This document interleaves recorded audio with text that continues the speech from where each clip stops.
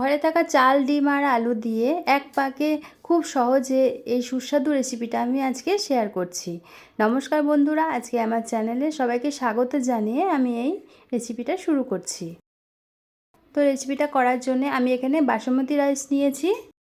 আমি চালটাকে আধ ঘন্টা ভিজিয়ে রেখেছিলাম। আপনারা দোকানে বিরিয়ানির চাল বললেও এই চালটা পেয়ে যাবেন। আমি এই কাপটা মেপে 2 কাপ চাল আমি নিয়ে নিয়েছি। আপনারা চাইলে কোনো বাটি মেপেও নিয়ে নিতে পারেন।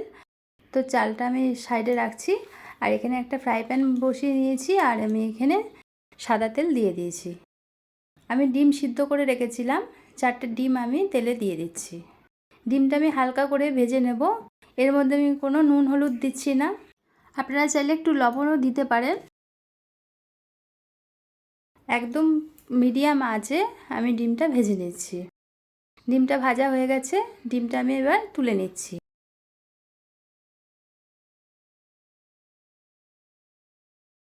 এবার ওই তেলেই আমি গোটা জিরে, শুকনো লঙ্কা, তেজপাতা আর গোটা গরম মশলা, গোলমরিচ আমি দিয়ে দিচ্ছি। ফোড়নটা দিয়ে আমি ভালো করে নাড়াচাড়া করে নিয়েছি, আর যখন খুব সুন্দর গন্ধ বেরোবে তখন আমি এই পেঁয়াজটা আমি দিয়ে দিলাম। তো আমি এখানে বড় সাইজের 2টো পেঁয়াজ কেটে নিয়েছিলাম। পেঁয়াজটা একটু নরম করে ভেজে নেব, খুব লাল করব না। তো হালকা ভাজা হয়ে গেছে। এরপর আমি আলু কেটে রেখেছিলাম, এই আলুগুলো দিয়ে দিচ্ছি। আলুগুলো খুব বড় করিনি, আলুগুলো একটু হালকা ভেজে নেব।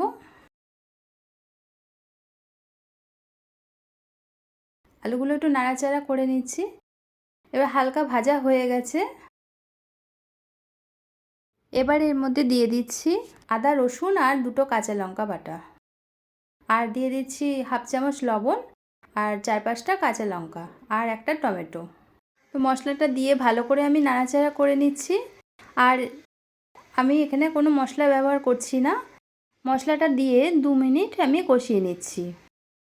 মশলাটা কষানো হয়ে গেছে, এরপর আমি জল দিয়ে দেবো। যেই কাপ মেপে চাল নিয়েছিলাম, আমি 2 কাপ চাল নিয়ে নিয়েছিলাম, আর আমি 4.25 কাপ জল দিয়ে দিচ্ছি, মানে 3 কাপ আর হাফ কাপ জল দিয়ে দিলাম। এইভাবে জল মেপে দিলে ভাতটা খুব ঝরঝরে হবে। আর আমি চালটা জল ঝরিয়ে রেখেছিলাম, চালটা আমি এখন দিয়ে দিচ্ছি।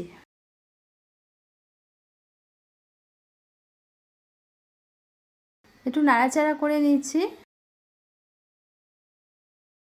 এরপর আমি একটা পাতিলেবু অর্ধেক করে নিয়েছি, পাতিলেবুর রসটা আমি দিয়ে দিলাম। এতে ভাতটা সাদা ধবধবে থাকবে। এবার দিয়ে দেবো 1 চামচ কেওড়ার জল আর 1 চামচ লবণ। আমি 15 মিনিটের জন্যে একদম লো আছে ঢাকা দিয়েছিলাম। 15 মিনিট হয়ে গেছে।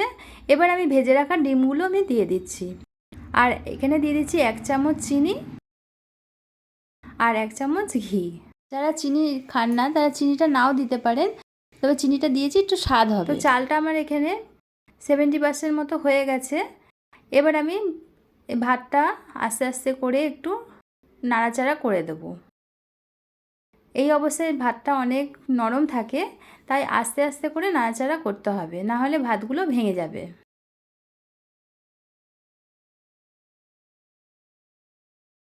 এরপর আবার আমি 10 মিনিটের জন্য ঢাকা দিয়ে দেবো। একদম লো আঁচে করতে হবে রান্নাটা। 10 মিনিট হয়ে গেছে, ঢাকাটা খুলে দিয়েছি। এরপর আমি হাফ চামচ গরম মশলা দিয়ে দিলাম।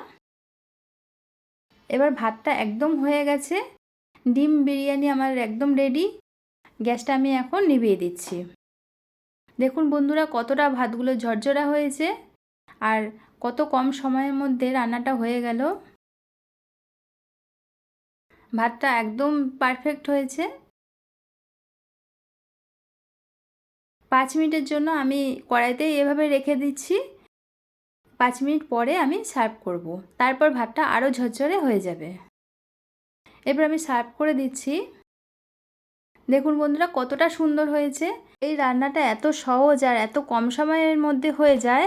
শুধুমাত্র ঘরে থাকা চাল, ডিম, আলু দিয়ে এক পাকে এত সহজ আর সুস্বাদু ডিম বিরিয়ানি তৈরি হয়ে যাবে। আপনারা এইভাবে একবার ট্রাই করে দেখবেন, খুব ভালো লাগবে খেতে। তো রেসিপিটা কেমন লাগলো আপনারা কমেন্ট করে জানাবেন, আর ভালো লাগলে একটা লাইক দিয়ে দেবেন, আর ভিডিওটা যদি ভালো লাগে প্লিজ একটা সাবস্ক্রাইব করে দেবেন। আবার দেখা হবে নতুন রেসিপি নিয়ে পরের ভিডিও। আপনারা সবাই ভালো থাকবেন। টাটা।